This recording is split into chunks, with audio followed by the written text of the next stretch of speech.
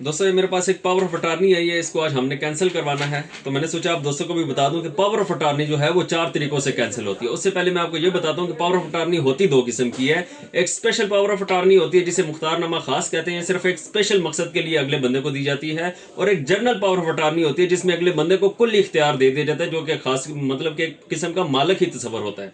तो दोस्तों अभी ये कैंसिल कैसे होती है, सिर्फ 4 तरीके होते हैं इसको कैंसिल करवाने के। 4 तरीकों से कैंसिल होती है। पहला तरीका क्या है कि पावर ऑफ अटॉर्नी देने वाला जो है उसका इंतकाल हो जाए तो पावर ऑफ अटॉर्नी जो है वो खुद ब खुद ही कैंसिल हो जाती है।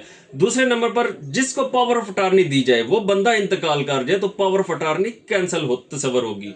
और तीसरा तरीका यह है कि पावर ऑफ अटॉर्नी को तहरीरी तौर पर कैंसिल करवा दिया जाए, जो कि आज हमने ये करवानी है। इसको हमने तहरीरी तौर पर कैंसिल करवा के इसको रजिस्टर करवाएंगे तो वो कैंसिल तस्वर होगी। और चौथा तरीका दोस्तों ये है कि अगर पावर ऑफ अटॉर्नी देने का मकसद पूरा हो जाए, मिसाल के तौर पर अगर बंदे ने किसी को स्पेशल पावर ऑफ अटॉर्नी दी कि तुमने ये घर बेचना है सिर्फ, या फिर किसी को स्पेशल पावर ऑफ अटॉर्नी दी कि तुमने ये सिर्फ केस करना मेरे बिहाफ पे, और वो केस कंप्लीट हो जाता है या फिर वो बंदा घर बेच देता है, तो वो मकसद पूरा हो गया उस पावर ऑफ अटॉर्नी देने का, तो फिर पावर ऑफ अटॉर्नी खुद ब खुद ही कैंसिल तस्वर होगी। तो दोस्तों ये 4 तरीके हैं कि पावर ऑफ अटॉर्नी जो है वो इस 3 तरीकों से कैंसिल हो जाती है। शुक्रिया।